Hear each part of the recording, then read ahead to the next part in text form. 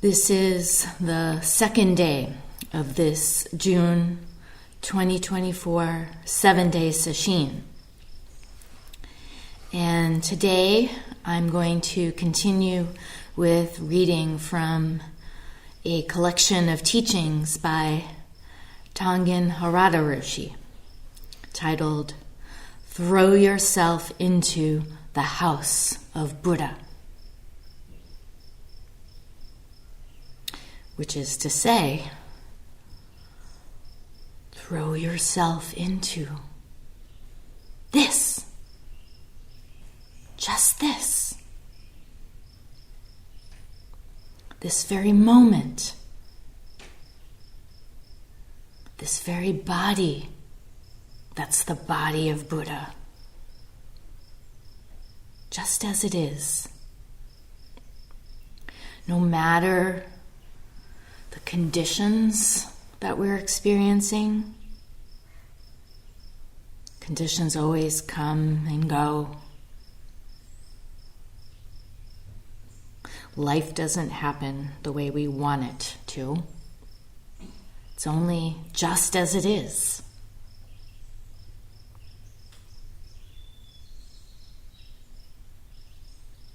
Why do we add complications?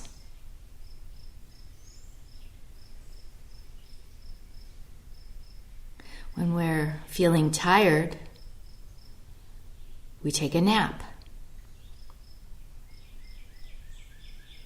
When the warning bell sounds, we get up, we put on our robe, we come to the zendo.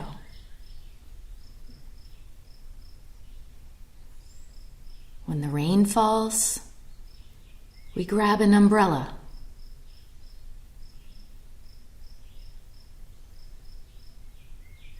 If the milk spills, we clean it up. No problem. Just responding naturally, without resistance.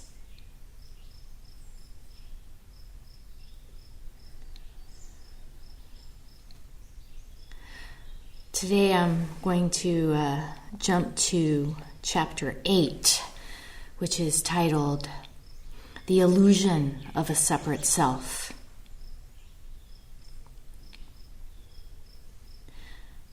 Tonglen Roshi says, how does it happen? How do we fail to see our essential nature? When we were babies, we had no sense of opposition. For a baby, everything is me. There is no division, no duality. When it is hungry, it eats. When it is sleepy, it sleeps. Is the baby awakened? Of course, the baby is not lost in a dream of separation, but its state is not complete. A baby is totally self-absorbed. It must steadily grow. Yet with growth, the child learns to live by the discriminating mind and develops a sense of I. With growth comes the growth of the intellect and ego grasping. The sense of self and separation increases as we learn language. Everything that is not me is other, opposition, duality. We come to perceive everything to be outside ourselves. I want what is over there. I want this. I want that. So what he's describing here is just the condition of being human, being a social animal. We are social animals. We position ourselves in relation to others.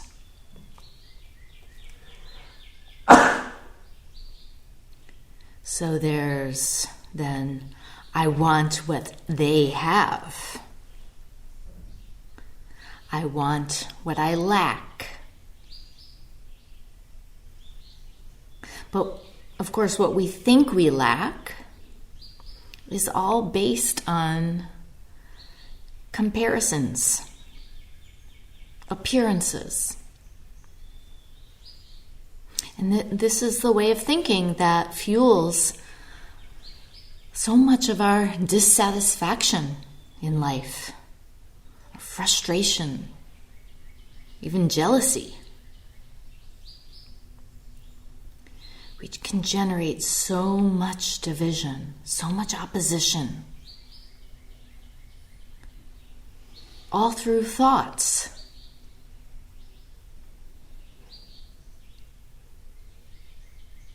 It's really amazing to recognize that our very sense of identity, how we define ourselves, is a cluster of thoughts. The same with how we see others.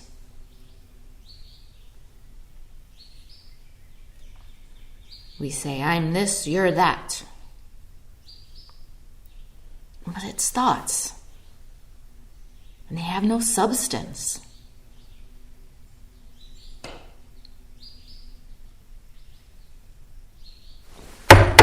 That has substance.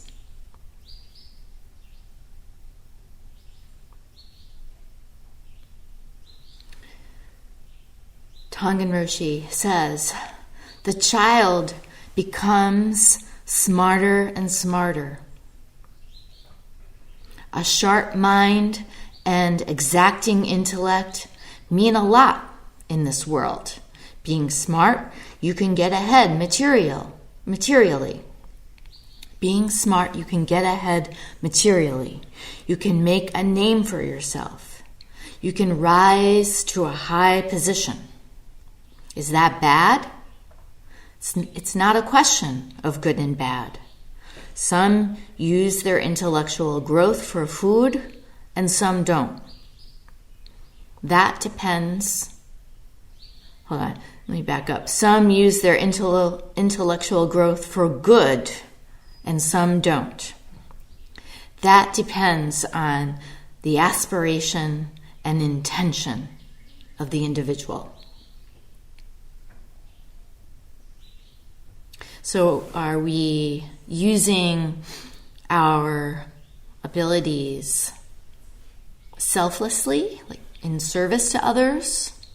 Or are we using them to elevate our status, get a leg up, or some degree of both?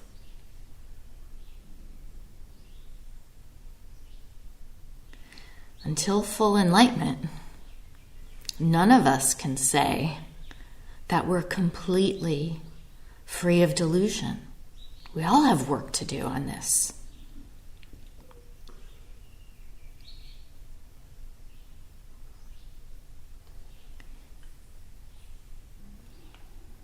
Even when we're trying to help somebody, maybe help someone cross a street,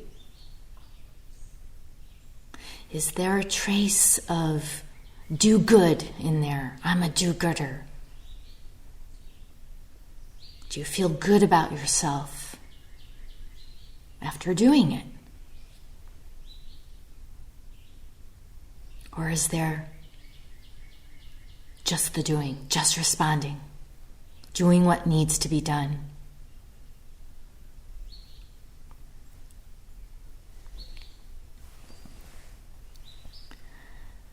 Tongan Roshi continues, everyone falls into the trap of dividing reality into pieces. There is an old saying,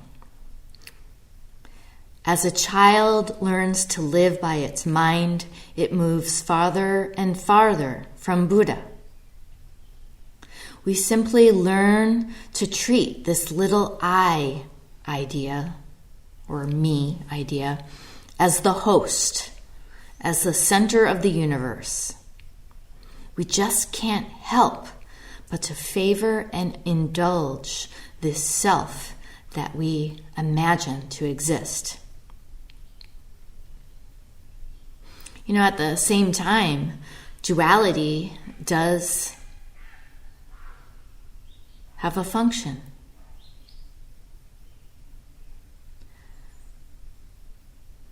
Through the lens of,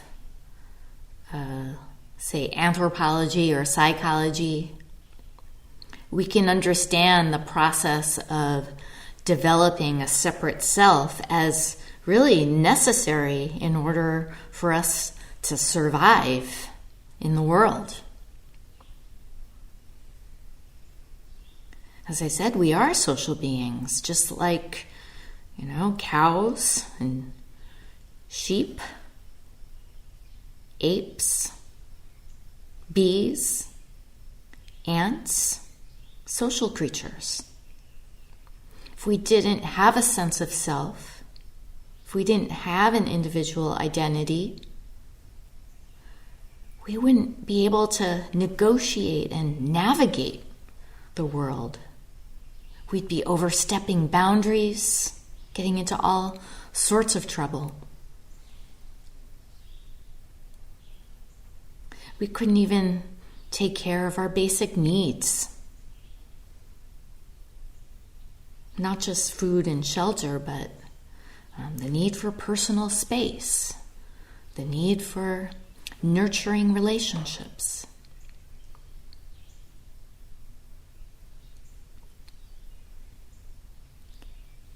In the field of philosophy, there are all different kinds of definitions of what it means to be human. And one of the more classic ones is that of Aristotle. He defined human as the rational animal, meaning the quality that sets us apart from other animals is our ability to apply logic and reason. It's a big part of our conditioning.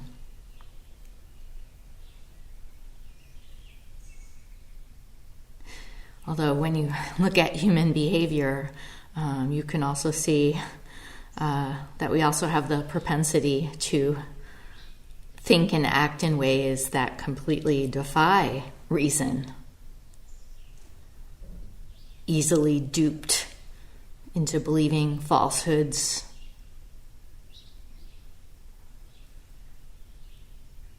Falling for groupthink. Banding together with like-minded others. This is all a kind of grasping, in that we're looking outside ourselves. We're looking for affirmation from others. And that's a big part of our conditioning as well, as social beings.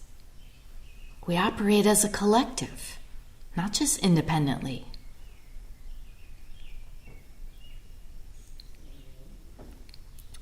And from the vantage point of Zen, there's another definition of human that resonates much more with what the Buddha taught. It's from a philosopher named Kenneth Burke. And he said that human is the symbol using and symbol misusing animal. And that's to say that what distinguishes humans is not our ability for reason, but our use of language, our use of it and our misuse of it. And of course, we can say that one of the ways we misuse it is to cling to words, labels, images.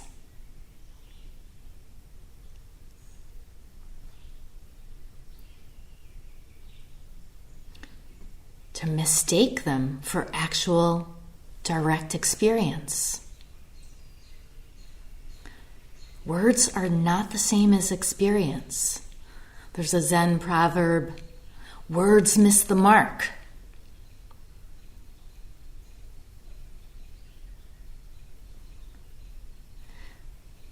And this work that we're doing here in Sesshin, all this Zazen, is what's going to help us to get underneath the words, underneath the thoughts and ideas, to experience life, to experience our bodies cleanly, purely, without any labels or filter.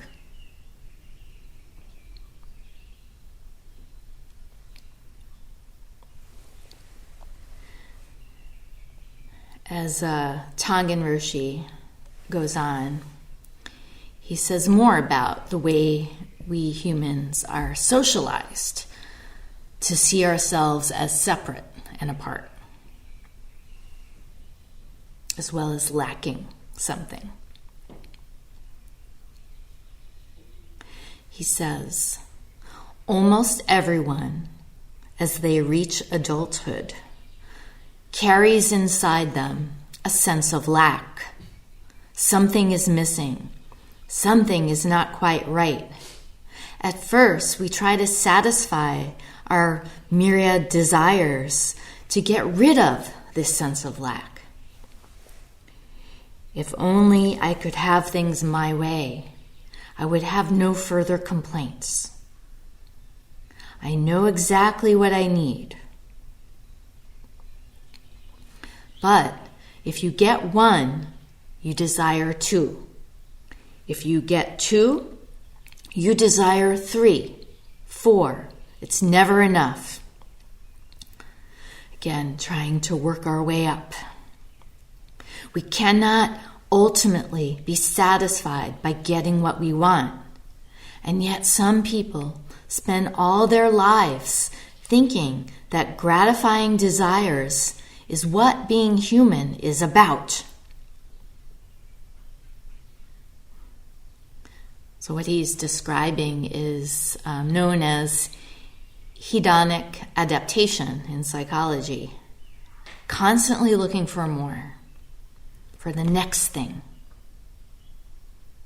The next thing that we think will bring us peace, comfort, happiness. And then we get it. It's still not enough. We move on to the next. It's a kind of addiction, really.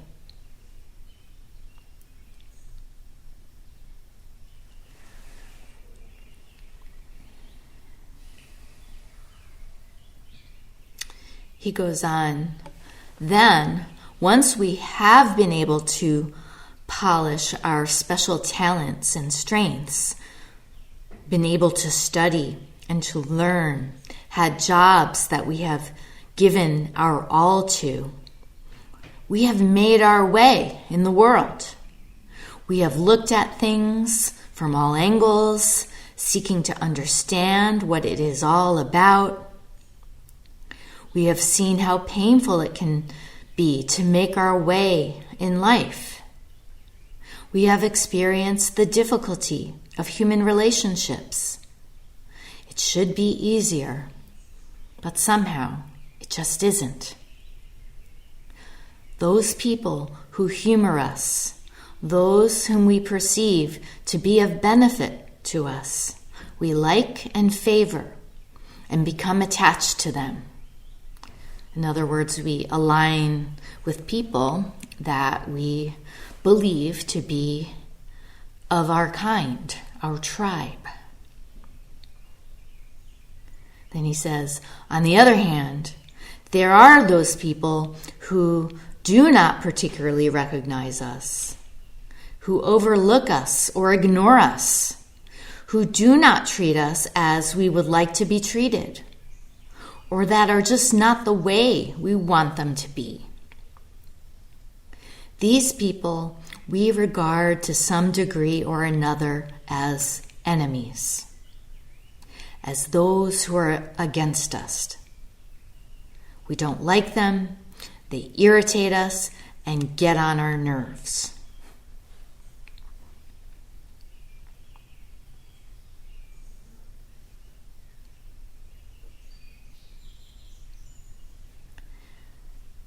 Whether it's things or people, it's true, our habitual way is to chase after what we like and reject or run away from what we don't. We also invent melodramas involving those that we label as our enemies, so to speak, and allies. We may even take the attitude at times, telling ourselves, if you're not with me, then you're against me. It's my way or the highway. And again, these divisions that we sow are part of our conditioning.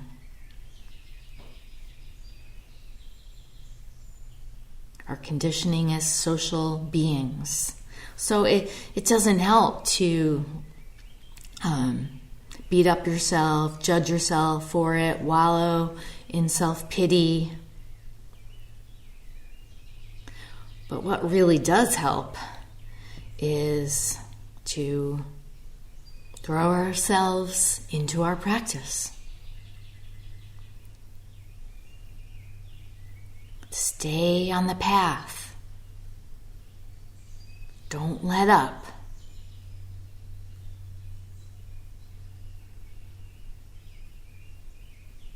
Steady, calmly, keep returning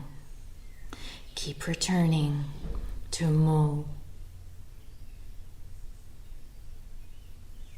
to this, to Hu.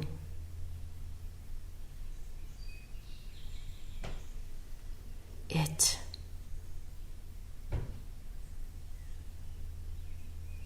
The breath.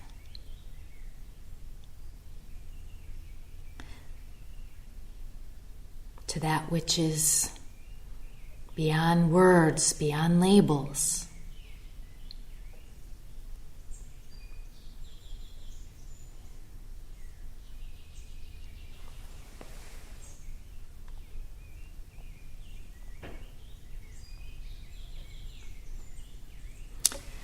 As Tonglen Roshi continues, he talks about other ways that we cling to self. He says, we try various ways of self-improvement, self-help. Help yourself to grow. Take good care of yourself, and you will be a happier person. This is the message. There are all sorts of examples of this way of thinking. And there is nothing really wrong with it. But of course, the object of self-improvement is the imagined, limited self. And we are all still grasping for it, for all it's worth.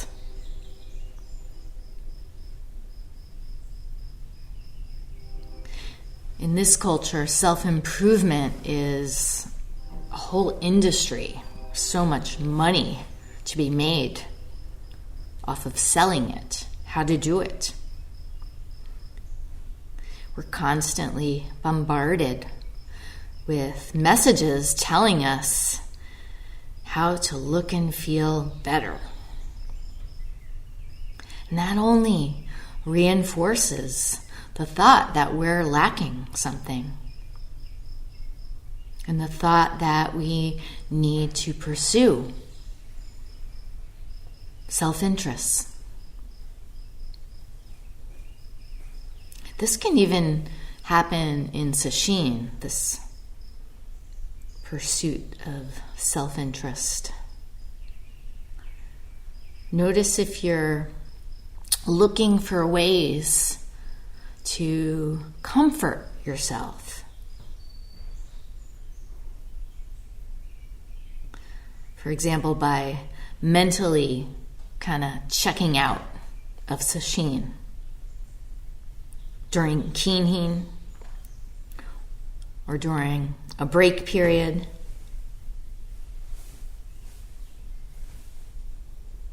When you're in your bedroom, or if you go for a walk outside, where is your practice? Where's your mind?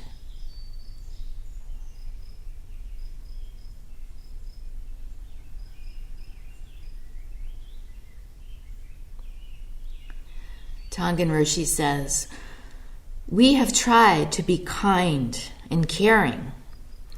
Our intention is to be of service to others. Even so, we are still working from the standpoint of ego.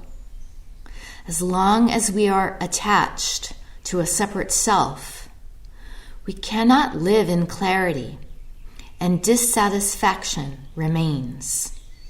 If we didn't have this human body and mind, we wouldn't be able to reflect on ourselves in this way.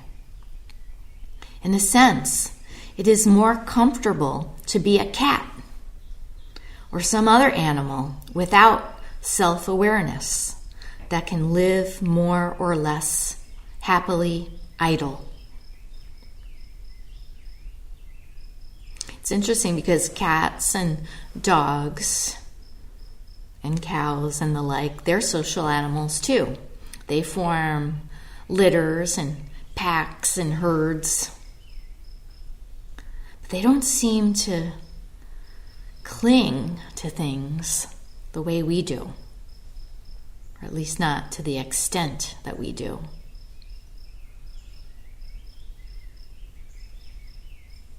For example, a dog can suffer an injury, maybe injure its foot, let's say, and it'll still wag its tail and give its full attention to you.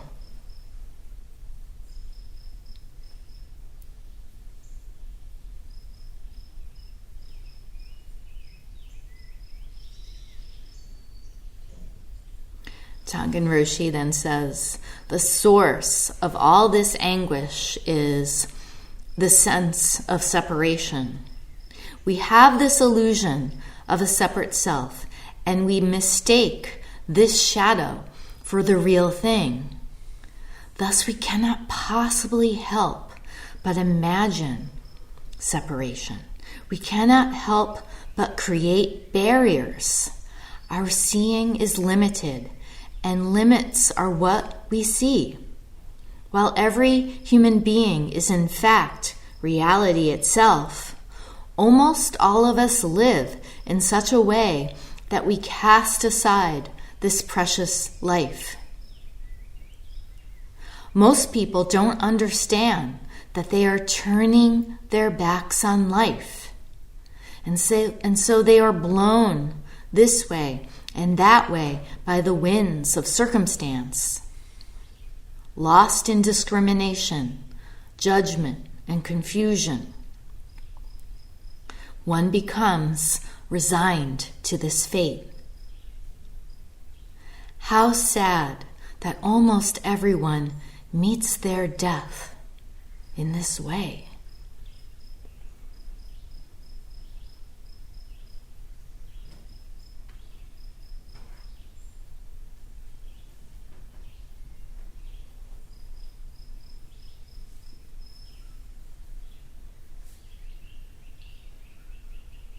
And how fortunate are we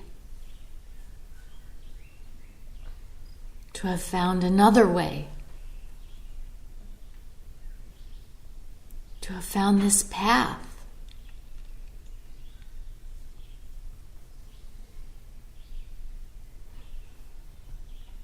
to have found a way to turn inward.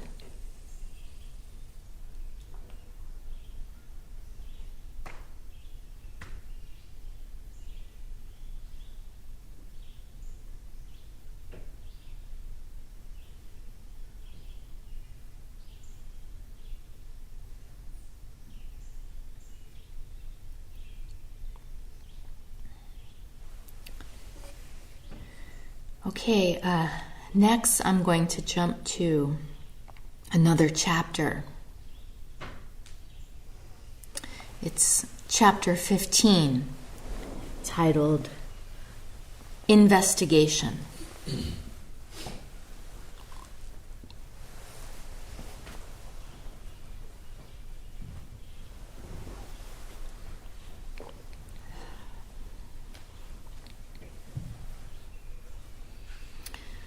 Tonglen Roshi begins. Human beings are thinking creatures, always thinking.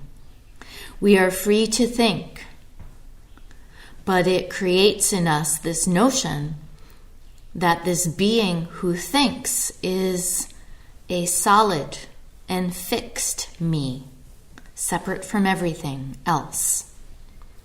We get lost in discriminating thought, falsely perceiving something that does not exist. This perspective, from which most people look, is what we call delusion. It is easy to make the mistake of thinking, this is me, my body, I am here, I have a certain amount of knowledge, I have the habit of doing this and that, I have certain skills I can use to get things done. We believe it, we hold on to it, and then we feel incomplete, estranged from something fundamental. To fill this void, we look outside for the things we want, worldly things. We spend our whole life in pursuit of things that will not satisfy us, that will not solve this big problem. All suffering originates with the notion of a separate self. But when you do suffer, that is when you start to seek liberation from suffering. When you do suffer, that is when you start to seek liberation from suffering. So all is well. It all leads to the truth.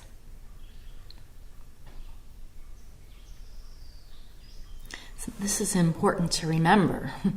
We wouldn't be on this path. We wouldn't be here right now in Sesshin if we didn't long for a sense of wholeness and completion, so that we think that we're not already that we don't already have that, or don't measure up,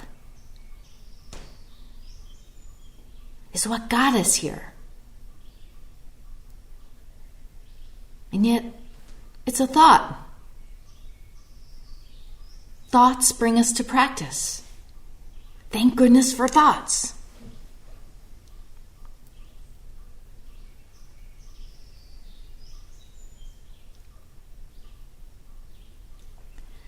And it's true that in some ways thoughts are our friends.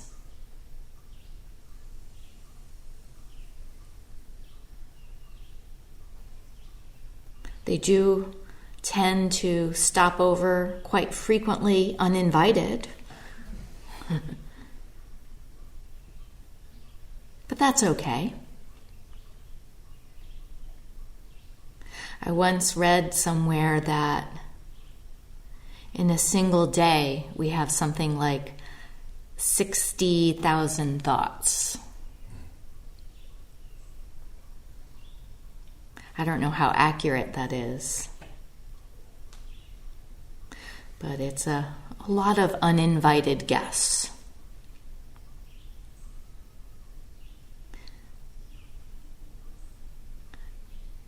And it's okay. We don't have to kick them out. We also don't have to invite them to stay for as long as they want. We can just let them pass through, pass on by. When we let them be, they tend to not stick around for very long if we don't pay attention to them. They leave on their own.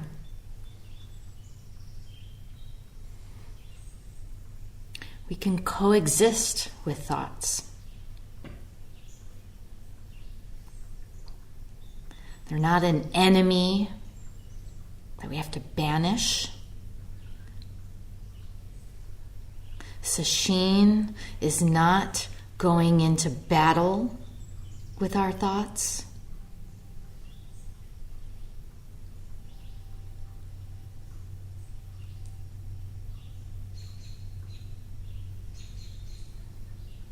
Thoughts are thoughts, just as birds are birds, trees are trees. It's all landscape. It's all mind. It's okay.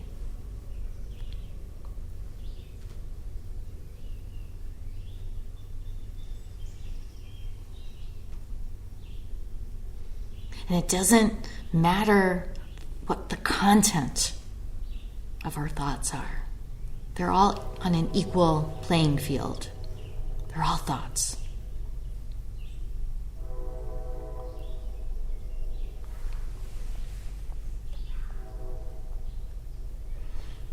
Tangen Roshi then says, in the beginning, we are absorbed in ego self, and we fail to see our true nature. We feel happy and sad, we cry, and we get angry.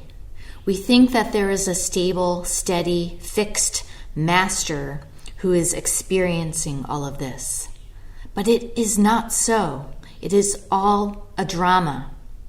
We come out on a stage and play our role. And when the drama is over, we change our clothes, take off our makeup, drop all of that, and return to the form of the actor outside the role. One way of looking at it is that we have been acting all our life since we were born. So who is acting? True nature. An ancient teacher had this to say: the moment there appeared that which I thought not to exist, that which I always thought to exist no longer was.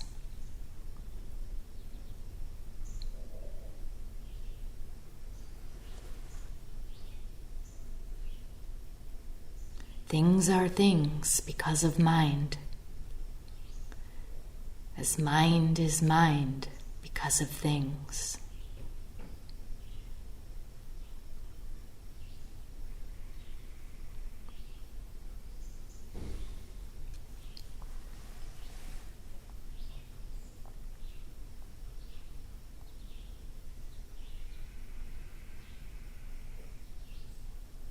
And then, skipping ahead a bit, Tangen Roshi says, this notion of I, what is it? What is behind this notion? If you can find it, please show me. You might say, well, there's this body here. Really? Isn't this in part the rice gruel from this morning? Or the granola from this morning? You cannot put that rice gruel aside and come here and say, This is me.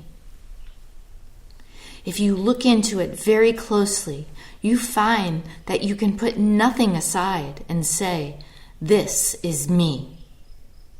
Nothing can be put aside. We exist thanks to everything, interdependent with all things.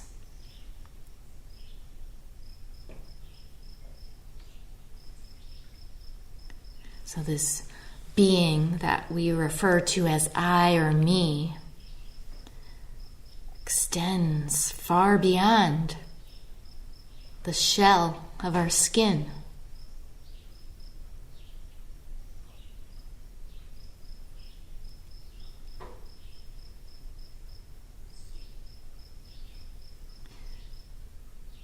It includes flowers, windows, trees, frogs, teacups. Can go on and on.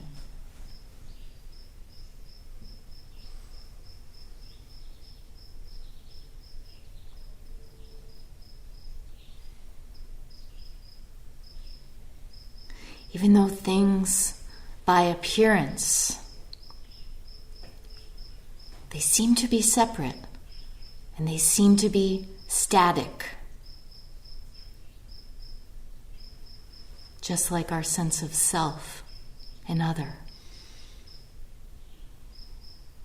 That's not the whole of it.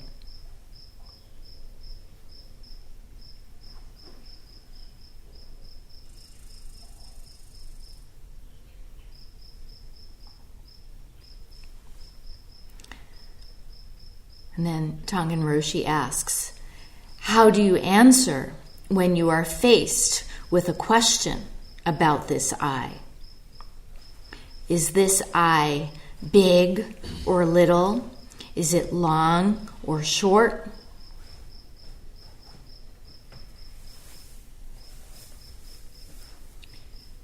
Is it young, old, middle-aged?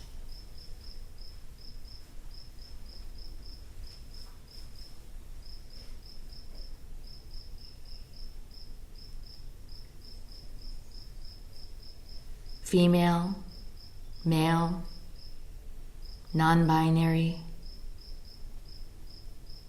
Is it black, white, brown? Is it left-handed or right-handed? So many labels.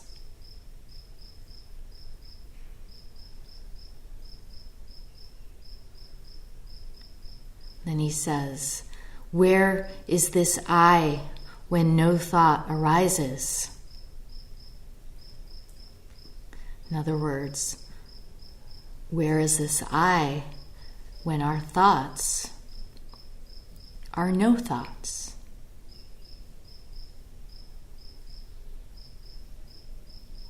If you see clearly through this small notion of I, and look from the perspective of true mind, without the clouds of delusion, then your ability to think will be just one more shining facet of life. That's why all that is needed is for you to cut through discriminating thought. That is why you must investigate very carefully this notion of me. Your investigation is a form of one doing. The Zazen posture is the most settled, quiet posture for this investigation. But you can do it anywhere, anytime. And that's so important. You can do it during sesshin. You can do it while working, while eating, while resting, going to the bathroom. There's not a single moment that you cannot access it.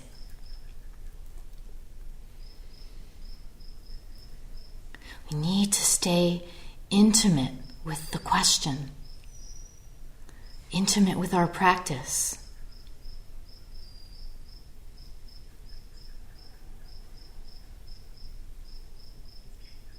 And then he says, boil down your investigation to the most basic question in order to discover whether or not there is a self. What is truth? What is life? What am I? Or what is it? What is this? What is Mu? Reach the point where you ask this question, where you are no longer able to look away, to look out there to some other place for an answer. Each person has some pain, some suffering that fuels their aim to solve this problem, which forces them to seek an answer. It's a fire burning inside. Who is breathing this breath? Who or what or where is your sanctuary, your guardian, your truth? Truth is limitless, beyond duality, beyond inside and outside.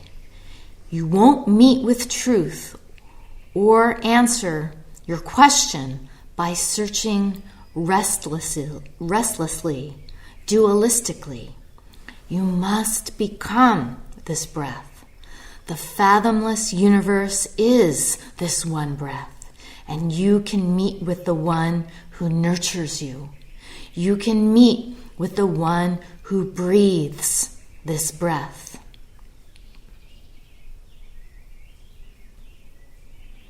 Be like a fool, an idiot, a child, but even more of a child than a child. Investigate this one matter. If you continue this way without rest, your mind will suddenly become bright, like a flash of light in the dark. Take a room that was dark for 100 years, or a cave dark for thousands of years, and light a candle. There, in an instant, the cave is enlightened. Wonderful indeed.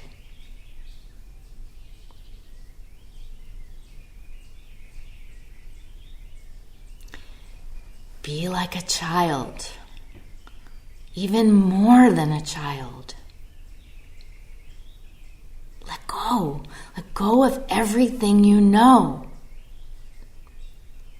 Let go of your foreknowledge, your opinions.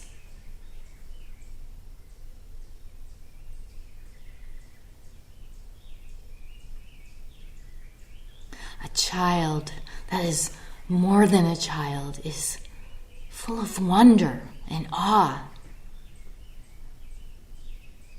not knowing, seeing for the first time.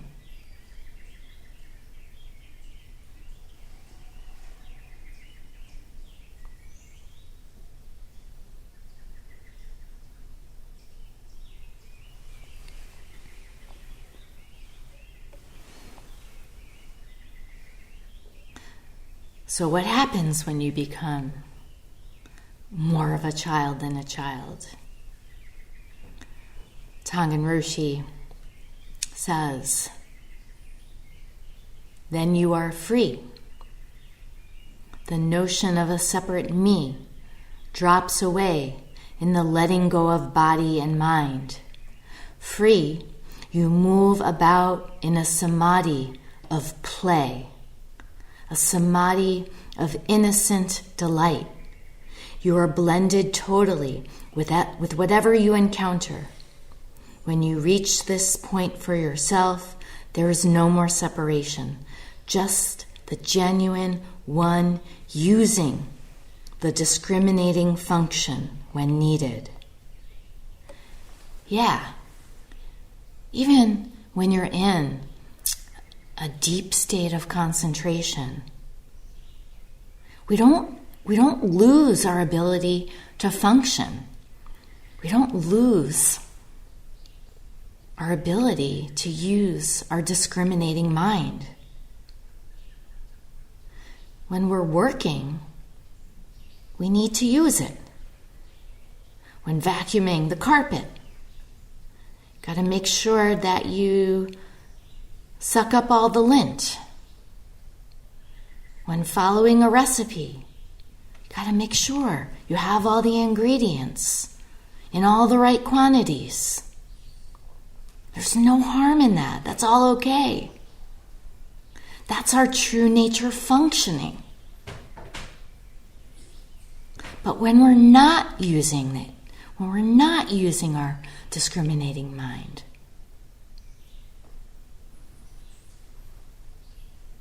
then just give yourself to the question. That's all that's needed.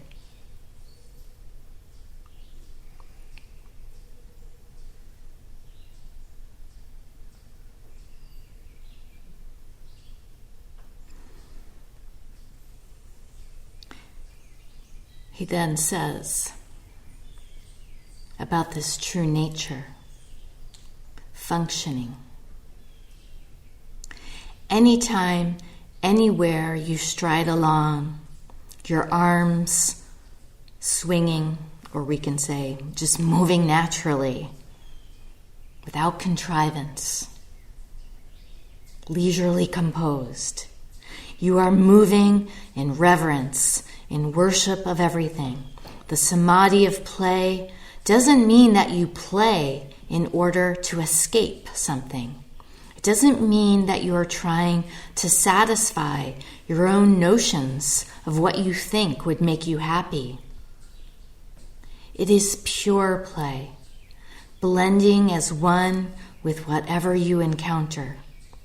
The genuine one is at play, yet taking full responsibility for the world, doing what needs to be done.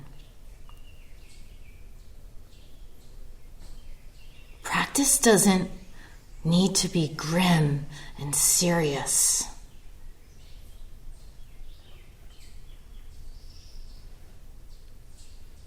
If we find we're in that mode, chances are we're straining.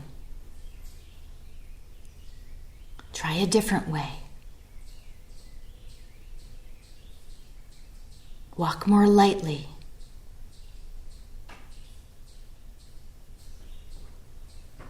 Keep letting go. Flow freely, not caring about what others may think. Just doing what you're doing. No-mindedly. As the days go by in Sesshin, our Zazen has this kind of accumulating effect where we feel this greater sense of ease, or we can say play. So even if you're feeling sluggish or tired at times, or bored, impatient,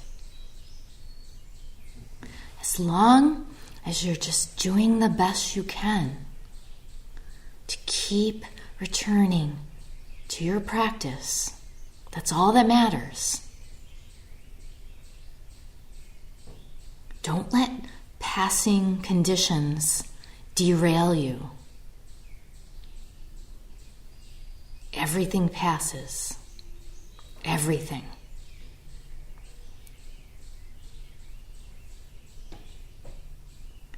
Trust. Trust the process, but also trust yourself.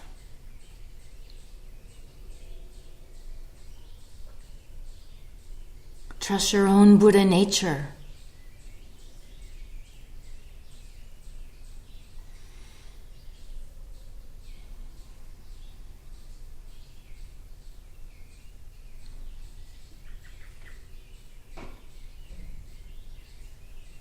Trust this.